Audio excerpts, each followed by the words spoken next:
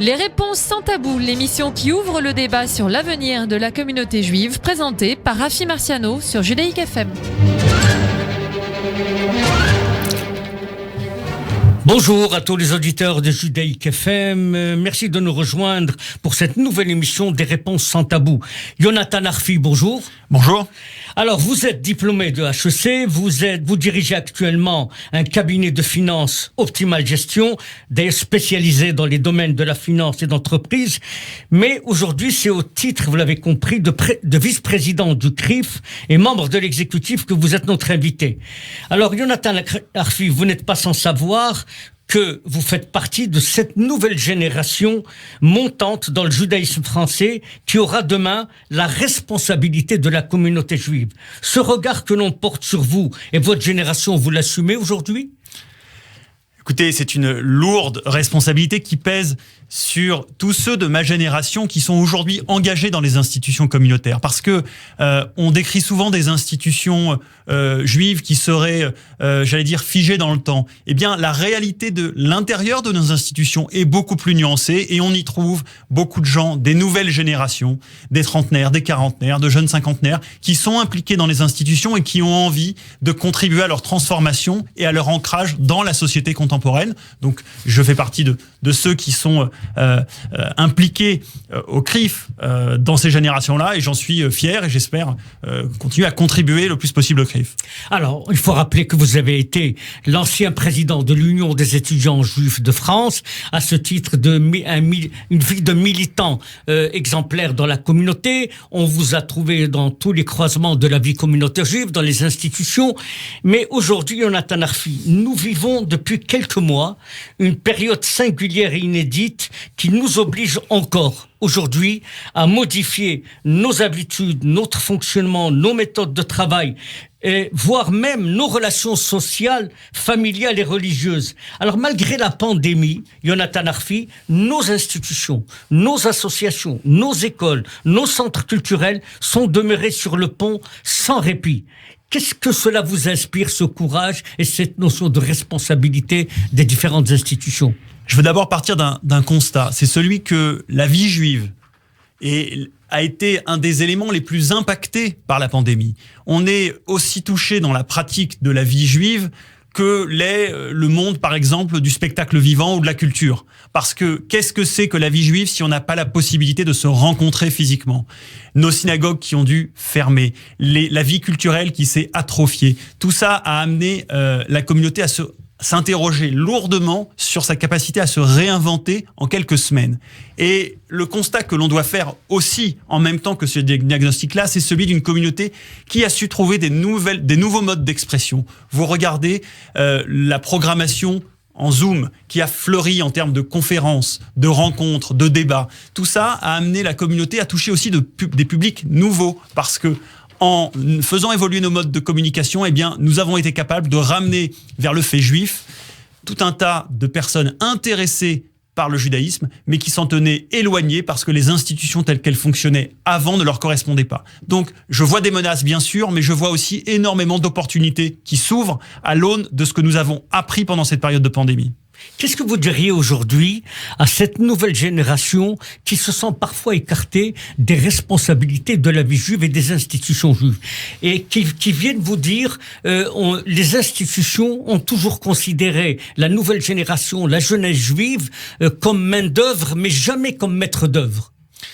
Alors c'est une question récurrente dans la communauté qui est de se dire quelle est la place réelle que l'on laisse aux nouvelles générations, aux jeunes, comme on les appelle. Les appeler comme ça est d'ailleurs souvent très stigmatisant. Les jeunes adultes. Les jeunes adultes, bien sûr. Non, mais je parle de votre génération. Oui, je comprends. Moi, j'ai 40 ans cette année. Je fais partie d'une génération donc, qui est en plein dans la construction de sa vie familiale avec de jeunes enfants, la construction de la vie professionnelle, vous l'avez rappelé tout à l'heure. Tout ça fait que, effectivement, c'est une génération qui est sur tous les ponts à la fois, qui doit être engagée sur le front familial, professionnel et donc le front communautaire aussi. Mon sentiment, c'est que là encore, il y a plus de place pour les jeunes générations dans les institutions juives que ce qu'elles veulent bien croire. C'est-à-dire que lorsque les institutions ouvrent les portes, lorsqu'on y rentre, eh bien, on se rend compte que l'on peut rapidement prendre des responsabilités. Je décris souvent, malheureusement, les institutions juives comme une présentocratie. Le pouvoir appartient à ceux qui sont présents. Si des membres de nouvelles générations sont présents dans ces institutions, à tous les échelons des organes décisionnaires, eh bien, peu à peu, ils prennent évidemment des responsabilités. Donc, il n'y a pas de rejet systématique. Je récuse l'accusation d'un système qui ne ferait pas de place aux jeunes. En revanche, je connais aussi, et je le vois, les conservatismes, l'inertie qui peut, dans certaines institutions, empêcher parfois des nouvelles générations d'accéder rapidement aux responsabilités. Mais globalement, ceux qui s'impliquent finissent par trouver de la place et des responsabilités qu'on leur confie. Alors, Yonatan Arfi, on va rentrer dans la dentelle. Vous êtes vice-président du CRIF. Quelle est aujourd'hui votre vision pour demain, pour le Conseil représentatif des institutions juives de France, dont nous savons qu'il est parfois contesté, parfois remis en cause dans sa représentativité? Quel est votre sentiment face à cette nouvelle réflexion qui fait jour? Le premier point, c'est que je voudrais d'abord répondre sur la question de l'accusation de manque de représentativité du CRIF. Quelle structure syndicale aujourd'hui en France, quelle structure représentative de manière générale aujourd'hui en France ne fait pas l'objet d'une accusation similaire? J'ai envie de dire que c'est une accusation qui est intrinsèque à la fonction de représentation du CRIF. Il y a toujours eu cette accusation de ne pas représenter la communauté dans sa totalité.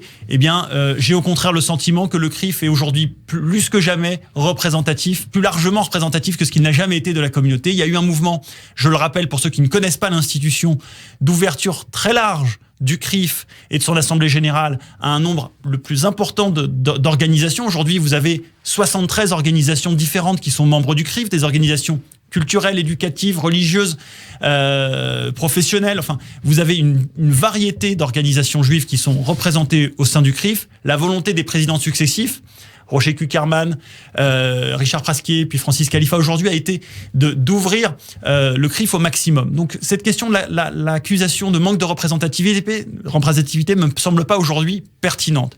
La question que vous posez plus importante est celle de la transformation du CRIF, de sa raison d'être à l'avenir. Et effectivement, on peut s'interroger pourquoi les Juifs ont besoin d'un CRIF. Pourquoi la communauté juive aurait-elle besoin d'une institution représentative pour porter sa voix dans le débat public? Mon sentiment, c'est que les Juifs de France n'ont pas seulement besoin d'un porte-parole. Ils ont besoin d'une organisation militante. Ils ont besoin d'une organisation qui, au fond, considère que le destin des Juifs est entre les mains des Juifs et que nous n'avons pas à être fatalistes face à l'histoire qui est devant nous. Nous avons des moyens d'agir. Nous sommes plus forts que ce que nous voulons croire et nous avons les moyens de peser sur notre destin. Voilà, donc le rôle du CRIF, c'est de mener ce combat au nom de la communauté pour redonner aux Juifs de France la sérénité à laquelle ils ont droit dans la société française. Voilà pour moi la raison d'être du CRIF et c'est ça qui doit guider l'action de l'institution, qui guide le président actuel Francis Khalifa dans ses décisions. Voilà, il y a des temps troubles, il y a des temps compliqué lorsque l'actualité s'acharne sur les Juifs de France, évidemment. Mais nous savons aussi que nous avons un cap à tenir. Nous avons une histoire dont nous sommes héritiers, qui est l'histoire du judaïsme français, qui est une longue histoire, à laquelle on doit aller aussi se ressourcer. Et nous avons évidemment, je le sais parce que l'histoire est ainsi, un grand avenir dans ce pays pour peu qu'on s'en donne les moyens et qu'on veuille le bâtir et le défendre. Nous entendons bien avec les auditeurs ce que vous nous expliquez avec beaucoup de courage, mais aujourd'hui, Yonatan Arfi, certains cadres communautaires considèrent que ce n'est pas faire d'ailleurs acte d'infidélité que de dire que nos institutions en général, et en particulier le CRIF, traversent parfois des zones d'ombre et des zones de lumière. Je m'explique, ça veut dire que il y a des domaines où, par exemple, le CRIF a toute sa légitimité, le dialogue interreligieux, la représentation auprès des pouvoirs public, son combat contre l'antisémitisme, mais parfois certains disent c'est aussi un porte-parole du gouvernement israélien ou le d'être dans la défense de l'État d'Israël et pas simplement comme porte-parole. Est-ce que c'est réaliste ça? C'est une considération qui vous semble correcte? D'abord, le CRIF est une organisation apolitique dans le sens où nous ne prenons pas part aux débats partisans politiques aussi bien en France qu'évidemment en Israël. Donc, le CRIF s'est donné pour mission, et c'est dans ses statuts, depuis la création du CRIF en 1943, évidemment transformé ensuite à l'occasion de la création de l'État d'Israël pour intégrer le soutien à l'État d'Israël de manière explicite. Nous avons un soutien à l'État d'Israël en tant que tel, mais qui n'est pas un soutien à son gouvernement précisément. La fonction du CRIF, c'est d'œuvrer à ce que Israël, sur cette question-là, soit mieux compris dans la société française. Le vrai déficit aujourd'hui dont souffre Israël dans la société française, c'est au fond un fossé d'ignorance. Alors d'ignorance parfois volontaire, il y a des pans de la société française qui ont choisi de tourner le dos à Israël et d'y être foncièrement hostiles, mais il y a aussi un ventre mou, et c'est ça qui m'intéresse sociologiquement et politiquement, ce ventre mou de la société française qui, au fond, connaît mal la situation, connaît mal Israël, est prêt peut-être à être convaincu, pour peu qu'on sache trouver les mots pour s'adresser à ce ventre mou de la société française. Eh bien, c'est le rôle du CRIF de mener ce combat-là. C'est une bataille culturelle, une bataille d'opinion publique. Alors est-ce qu'on est aligné sur le gouvernement israélien ? La question ne se pose pas dans ces termes. Est-ce que c'est à nous de porter une critique sur telle ou telle décision ? Dans l'absolu, non, d'autres le font. Le rôle du CRIF, c'est de coller aux valeurs juives et de défendre l'intérêt et la vision des Juifs de France. Ça passe souvent par faire partager effectivement ce qu'est la réalité des Israéliens. Oui, en réalité, vous répondez à vos détracteurs, ce qui est la réalité. Aucune communauté juive à travers le monde n'apporte un soutien à tel et tel aspect des gouvernements israéliens, mais toutes les communautés, et notamment le CRIF, simplement soutient l'État d'Israël dans son existence et dans sa sécurité. C'est bien. Tout à fait, et dans sa légitimité, parce que le soutien dans son existence et sa sécurité, c'est un fait important. J'ai envie de dire ça, Israël s'en charge très bien, et heureusement qu'il s'en charge eux-mêmes d'ailleurs. En revanche, sur la question de la légitimité, la perception de la légitimité de l'État d'Israël a existé. On se rend compte qu'il y a là une bataille culturelle dans la société française. Vous estimez, Jonathan Arfi, qu'il n'y a pas une légitimité historique sur cette terre et pas sur une autre de la part... Ah non, je considère qu'il y a une vraie légitimité, évidemment, d'Israël à exister en tant qu'État juif sur cette terre-là, bien entendu. Et pas sur une autre. Et pas sur une autre, mais je considère que c'est le seul État au monde dont on interroge la légitimité à exister. Entend-on dans le débat public des gens interpeller les États-Unis sur leur légitimité à exister en tant qu'État aux États-Unis, alors qu'il y avait auparavant les populations indiennes et compagnie? Est-ce qu'on entend la légitimité de l'Australie questionnée et ainsi de suite? Jamais. On se rend bien compte que la question profonde de questionner ou d'accuser la légitimité, de dénoncer la légitimité de l'État d'Israël est une spécificité qui, au fond, traduit la spécificité de l'antisionisme, c'est-à-dire son caractère antisémite, et j'imagine qu'on va en reparler. Oui, alors donc, il y a quand même dans ce que vous dites un paradoxe. Éclairez-nous. Mais nous avons au sein du judaïsme français des talents nombreux au service d'un grand projet collectif. Et pourtant, ces talents, ces compétences sont, me semble-t-il, parfois isolés. Et est-ce que l'idée qui est en train de naître, de proposer une synergie nouvelle, mettant ensemble toutes ces énergies, en intégrant cette nouvelle génération et en la respectant, tout à l'heure, comme vous avez dit, en offrant de nouvelles responsabilités. Est-ce que c'est une vision qui vous paraît réaliste pour demain ? Alors, je sais que cette question vient de Rafi Marciano, qui est un grand militant communautaire, qui a toujours su effectivement s'entourer des nouvelles générations, les impliquer, les respecter, c'est-à-dire ne pas les regarder simplement comme des jeunes, comme étant l'avenir de la communauté, mais bien son présent. Et je voulais, à l'occasion de cet échange, te remercier pour cette capacité que tu as eu peut-être plus que d'autres à déceler l'importance de l'engagement intergénérationnel dans l'activisme juif. Très concrètement, est-ce que c'est une part du défi qui est devant nous ? Oui, bien sûr, parce que on se rend compte que les nouvelles générations ont un rapport à l'identité juive qui est très différent des générations précédentes. Et si on n'est pas capable de les comprendre, de les écouter, de leur apporter des réponses qui sont spécifiques à leurs interrogations, eh bien, on risque de rater une marche dans la transmission de l'identité juive en diaspora. Et le fait diasporique, il est fragile. Il ne peut pas se permettre un saut de génération, parce que sinon, c'est tous les défis qui s'effondrent. Ces nouvelles générations, elles ont un rapport, elles ont grandi avec l'antisémitisme. nous avons, et vous et moi, des souvenirs de la France où on ne parlait pas où les Juifs ne subissaient pas un antisémitisme entre guillemets quotidien. Avant 2000, il y avait certes des actes antisémites, mais on n'avait pas le sentiment d'une forme d'oppression quotidienne qui pouvait peser sur la vie juive ici et là. On sent bien que ceux qui ont grandi, qui se sont structurés mentalement, identitairement en tant que juifs, dans la société française post-2000, ont évidemment un rapport à la société française et à leur identité juive marquée par la question de l'antisémitisme. De la même manière, nous avons conscience, nous qui sommes un peu plus âgés, de la fragilité, au fond, d'Israël. Qu'Israël n'est pas un acquis dans le monde juif et qu'il a fallu batailler pour l'obtenir, le défendre et aujourd'hui se battre, je le disais encore, même pour sa légitimité, même 75 ans après sa création. Donc 72 ans après sa création. Donc on se rend compte que l'enjeu, il n'est pas le même pour des générations pour qui Israël est une forme d'évidence. Mais est-ce que vous ne constatez pas, Yonatan Arfi, qu'il y a quand même quelque part une fracture idéologique dans cette communauté? Je veux dire que vous avez au CRIF un constat qui convient, c'est-à-dire de dire il n'y a pas un juif plus juif que l'autre.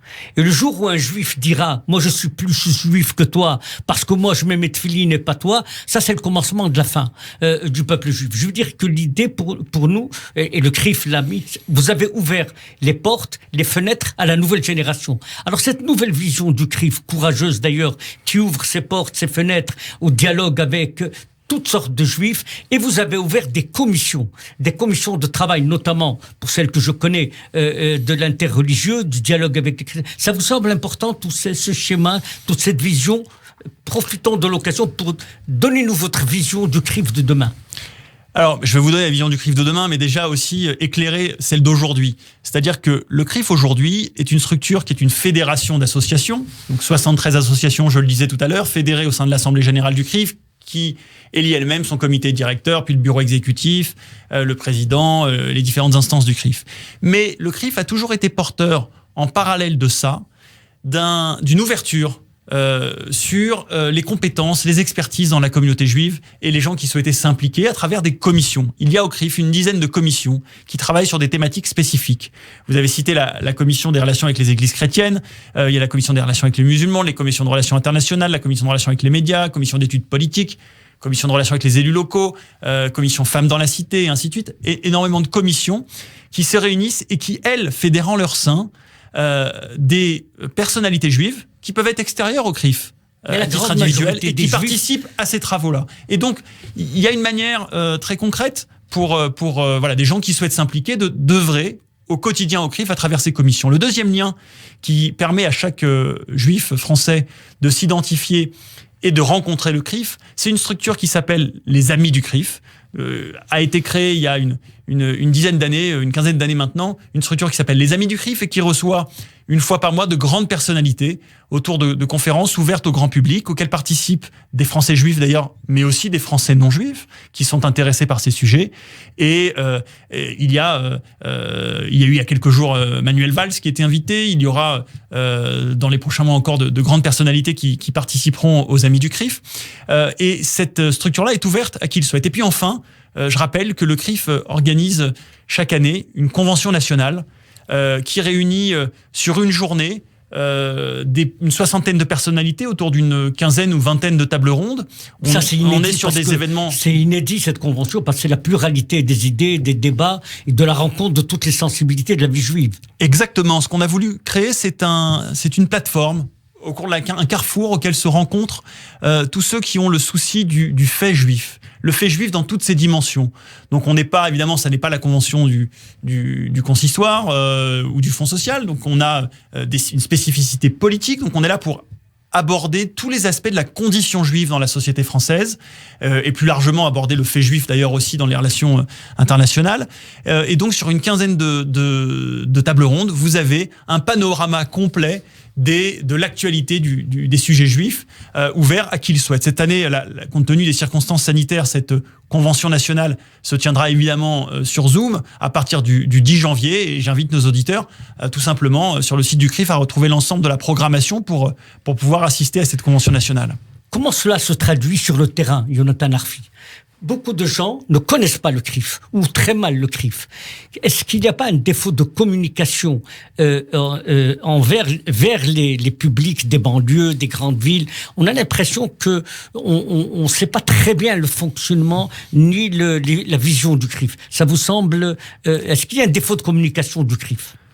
Alors, s'il y a des personnes qui ont le sentiment qu'on ne s'adresse pas suffisamment à elles, sans doute peut-on améliorer la communication, bien sûr, et c'est toujours perfectible. Mais enfin, il y a quand même aujourd'hui dans les actions du CRIF toute une série d'opérations qui sont adressées justement au grand public. Je pense aussi au travail que fait la cellule digitale du CRIF. Vous pouvez aller sur les réseaux sociaux, vous trouverez des publications régulières sur à la fois l'actualité de l'institution, mais aussi, je le disais, le fait juif en général. Donc des sujets culturels autour du monde juif, des sujets liés aussi à l'histoire du judaïsme français. On néglige souvent en France la profondeur de l'histoire juive.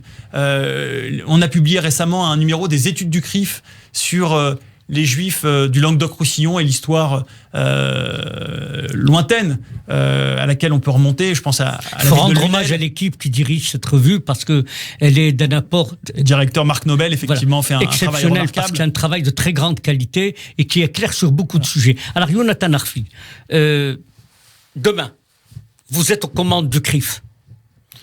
Quelle est votre vision? Qu'est-ce que vous souhaiteriez apporter aujourd'hui et pour demain? Qu'est-ce que Yonatan Arfi peut apporter au judaïsme français et au CRIF en particulier? Alors, ce qui se passera demain, je n'en sais rien. Le CRIF est une institution démocratique qui élit ses représentants. Ce que je sais, c'est qu'aujourd'hui, en tant que vice-président, moi, je suis attaché à œuvrer auprès du président Francis Khalifa, mais aussi des autres vice-présidents, Gérard Ringer et Gilles Taïeb, et du trésorier Serge Dahan, voilà, pour que les gens aient les noms qui font l'institution au quotidien, pour que le CRIF soit ancré dans la société contemporaine.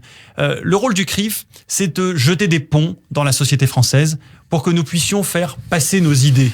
Notre rôle, au fond, c'est de convaincre. Nous sommes, d'une certaine manière, un ministère des Affaires étrangères de la communauté juive en charge d'aller conquérir l'opinion publique française. Et notre rôle, pour ça, c'est de la comprendre. On a fait un gros travail ces dernières années, notamment avec Ipsos, autour d'enquêtes successives sur la société française, une enquête qui permet de comprendre le rapport que la société française a aux Juifs, à l'antisémitisme et à Israël. Cette enquête s'inscrit dans la continuité de celle qui avait été initiée historiquement par le Fonds social juif unifié et la Fondation du judaïsme français.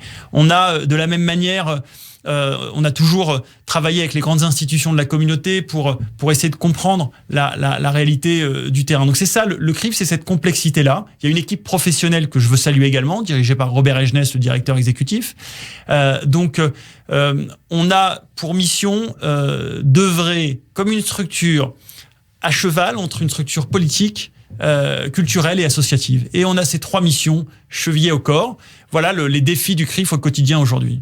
Vous expliquez le respect des pouvoirs publics à l'égard du CRIF, qui sont d'une extrême attention à l'égard du CRIF, par justement ces réalisations que vous venez d'énoncer?